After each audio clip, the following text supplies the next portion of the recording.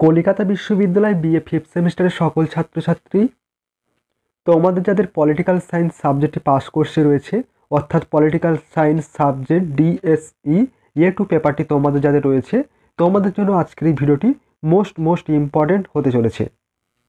কারণ আজকের এই ভিডিওটিতে তোমাদের জন্য বাছাই করা খুবই গুরুত্বপূর্ণ একটি বড় 15 নম্বরের কোশ্চেনের অ্যান্সার নিয়ে আলোচনা করব। কোশ্চেনটি তোমাদের এবছর পরীক্ষায় আসার সম্ভাবনা খুবই রয়েছে, তাই বলবো সম্পূর্ণ ভিডিওটি তোমরা দেখবে এবং অবশ্যই এই ভিডিওটি তোমাদের বন্ধুদের কাছে বেশি করে শেয়ার করে দিও।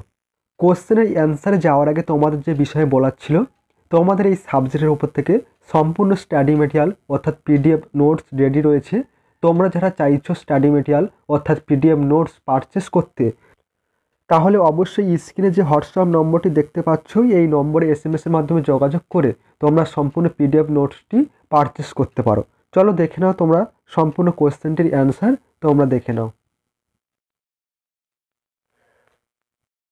কোশ্চেনটি ছিল, ঠান্ডা যুদ্ধতরকালে ভারতের বিদেশ নীতির মূল বৈশিষ্ট্যগুলি আলোচনা করো। ভেরি ইম্পর্টেন্ট একটি 15 নম্বরের কোশ্চেন। তোমাদের এই কোশ্চেনটি এবছর পরীক্ষায় আসার সম্ভাবনা খুবই রয়েছে, তাই বলবো সম্পূর্ণ উত্তরটি তোমরা খাতায় নোট ডাউন করে নিও এবং ভালোভাবে প্র্যাকটিস করো, অবশ্যই তোমরা উপকৃত হবে। দেখো উত্তরটি দেখো, উত্তরে বলা হয়েছে আন্তর্জাতিক সম্পর্কের ক্ষেত্রে একটি গুরুত্বপূর্ণ বিষয় হলো পররাষ্ট্রনীতি বা বৈদেশিক নীতি। বিশ্বের ছোট বড় প্রতিটি রাষ্ট্রের নিজস্ব পররাষ্ট্রনীতি রয়েছে। পৃথিবীর অন্য সব রাষ্ট্রের মতো ভারতেরও একটি পররাষ্ট্রনীতি রয়েছে। ভারতের পররাষ্ট্রনীতির প্রধান রূপকার হলেন প্রধানমন্ত্রী জওহরলাল নেহেরু। প্রতিটি দেশের পররাষ্ট্রনীতির কিছু নিজস্ব মৌলিক বৈশিষ্ট্য রয়েছে। ভারতের পররাষ্ট্রনীতিরও বেশ কিছু বৈশিষ্ট্য রয়েছে। ঠান্ডা যুদ্ধতরকালে ভারতের পররাষ্ট্রনীতিরও কিছু বৈশিষ্ট্য লক্ষ্য করা যায়, তা নিম্নে আলোচনা করা হলো। 1 নম্বর বৈশিষ্ট্য বলা হয়েছে অর্থনৈতিক সংস্কার এবং উদারীকরণ। ঠান্ডা যুদ্ধের পর ভারত অর্থনৈতিক সংস্কার এবং উদারীকরণের পথ বেছে নেয়। এই পদক্ষেপের ফলে ভারতের বিদেশি বিনিয়োগ আকৃষ্ট হয় এবং আন্তর্জাতিক বাণিজ্য বৃদ্ধি পায়। ফলে ভারতের বিদেশ নীতি অর্থনৈতিক স্বার্থের দিকে আরও বেশি মনোনিবেশ করে। 2 নম্বর বলা হয়েছে বহুমুখী সম্পর্ক। ঠান্ডা যুদ্ধ চলাকালে ভারত নিরপেক্ষ নীতি নাম অনুসরণ করেছিল। পরবর্তী সময়ে বিশ্বের বিভিন্ন শক্তি কেন্দ্রের সাথে ভারসাম্যপূর্ণ সম্পর্ক স্থাপন করে ভারত। যুক্তরাষ্ট্র, রাশিয়া, ইউরোপীয় ইউনিয়ন, চীন প্রভৃতি দেশের সাথে সম্পর্কের ক্ষেত্রে বাস্তববাদী ও কৌশলগত দৃষ্টিভঙ্গি গ্রহণ করা হয়। 3 নম্বর বৈশিষ্ট্য যুক্তরাষ্ট্রের সাথে সম্পর্ক উন্নয়ন। আগে শীতল সম্পর্ক থাকলেও ঠান্ডা যুদ্ধের সময় যুক্তরাষ্ট্রের সাথে ভারতের সম্পর্কের নতুন অধ্যায় শুরু হয়। বিশেষত পারমাণবিক চুক্তি ও কৌশলগত অংশীদারিত্ব এই সম্পর্ককে মজবুত করে। 4 নম্বর বৈশিষ্ট্য সন্ত্রাসবাদ। ঠান্ডা যুদ্ধতর সময়ে সন্ত্রাসবাদ একটি বড় ইস্যু হয়ে ওঠে।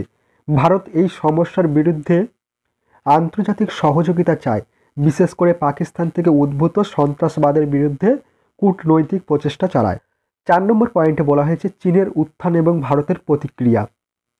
চীনের উত্থান ভারতের জন্য একটি চ্যালেঞ্জ। চীনের সঙ্গে সীমান্ত বিরোধ, বাণিজ্য যুদ্ধ ইত্যাদি সমস্যা ভারতের বিদেশ নীতিতে একটি গুরুত্বপূর্ণ ভূমিকা পালন করে। 6 নম্বর বৈশিষ্ট্য বিশ্ব শান্তি প্রতিষ্ঠা। ভারতের পররাষ্ট্রনীতির অন্যতম বৈশিষ্ট্য হল বিশ্ব শান্তি প্রতিষ্ঠা। যুদ্ধ নয়, ভারত বরাবরই শান্তির সপক্ষে তার অবস্থান ঘোষণা করে এসেছে। বিশ্ব শান্তি প্রতিষ্ঠায় ভারতের ঐকান্তিক প্রয়াস আজও জারি রয়েছে। বিশ্ব শান্তি প্রতিষ্ঠায় ভারতের পঞ্চশীল নীতি একটি উল্লেখযোগ্য ইতিবাচক পদক্ষেপ। 7 নম্বর বৈশিষ্ট্য প্রতিবেশী রাষ্ট্রগুলির সঙ্গে সম্ভাব ও সম্প্রীতি রক্ষা। ভারত বরাবরই প্রতিবেশী রাষ্ট্রগুলির সঙ্গে সম্ভাব ও সম্প্রীতি বজায় রেখে চলতে চেয়েছে। ভারতের বিদেশ নীতির এটি একটি অন্যতম মৌলিক উপাদান। প্রতিবেশী প্রথম নীতির মাধ্যমে ভারত দক্ষিণ এশিয়ার দেশগুলির সাথে সুসম্পর্ক বজায় রাখার চেষ্টা করে। প্রতিবেশী রাষ্ট্রগুলির সঙ্গে সম্ভাব ও সম্প্রীতি বজায় রাখতে ভারত যে ধৈর্যশীলতার পরিচয় দিয়ে চলেছে, তা তার বিদেশ নীতির একটি অঙ্গ। 8 নম্বর বৈশিষ্ট্য দেখো সামরিক হস্তক্ষেপ ও সামরিক আগ্রাসনের বিরোধিতা। আঞ্চলিক ক্ষেত্রে শান্তি ও নিরাপত্তা বজায় রাখা ভারতের একটি ঘোষিত নীতি। এই নীতির প্রশ্নে ভারত কখনো আপোস করেনি, তাই বৃহৎ শক্তিধর রাষ্ট্রের সামরিক হস্তক্ষেপ বা সামরিক আগ্রাসনকে ভারত মেনে নেয়নি। ঠান্ডা লড়াইয়ের যুগে সুয়েজ সংকটের সময় 1956 খ্রিস্টাব্দ ব্রিটেন, ফ্রান্স ও ইসরায়েলের যৌথ আক্রমণের বিরোধিতা করেছিল। তাই ঠান্ডা লড়াইয়ের পরবর্তী যুগে একবিংশ শতাব্দীতে ইরাকের উপর মার্কিন যুক্তরাষ্ট্র ও ব্রিটেনের যৌথ বাহিনীর সামরিক আগ্রাসনকে অনুমোদন দেয়নি ভারত।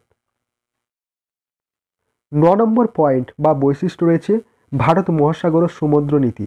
ভারত মহাসাগরীয় অঞ্চলে আধিপত্য বজায় রাখার পাশাপাশি দক্ষিণ পূর্ব এশিয়ার দেশগুলোর সাথে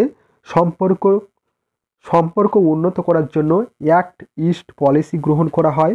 এই সময় ভারতের বিদেশ নীতির অনেক বেশি বাস্তববাদী, অর্থনৈতিক কেন্দ্রিক এবং বহুমুখী হয়ে ওঠে, যার মাধ্যমে ভারত আন্তর্জাতিক মঞ্চে তার প্রভাব ও স্বার্থ রক্ষা করতে সক্ষম হয়। এরপর দেখো সর্বশেষ পয়েন্ট রয়েছে মন্তব্য।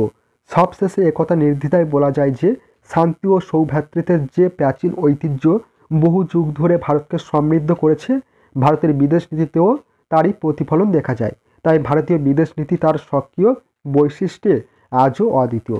এই ছিল তোমাদের সম্পূর্ণ কোশ্চেন দুটির অ্যান্সার। মোস্ট ইম্পর্টেন্ট এই কোশ্চেন দুটি তোমরা অবশ্যই খাতায় নোট ডাউন করে নিও এবং ভালোভাবে প্র্যাকটিস করে যেও। অবশ্যই তোমরা উপকৃত হবে। পূর্বের ভিডিওগুলিতে তোমাদের বেশ কিছু গুরুত্বপূর্ণ ইম্পর্টেন্ট বাছাই করা কোশ্চেনের অ্যান্সার নিয়ে আলোচনা করেছি। তোমরা যারা এখনও পর্যন্ত সেই ভিডিওগুলি দেখোনি, অবশ্যই তোমরা এই চ্যানেলের প্লেলিস্ট চেক করে সম্পূর্ণ ভিডিওটি তোমরা দেখে নিতে পারো। ভিডিওটি আজ এই পর্যন্ত। তোমাদের সঙ্গে দেখা হবে পরবর্তী নেক্সট গুরুত্বপূর্ণ ভিডিওটিতে।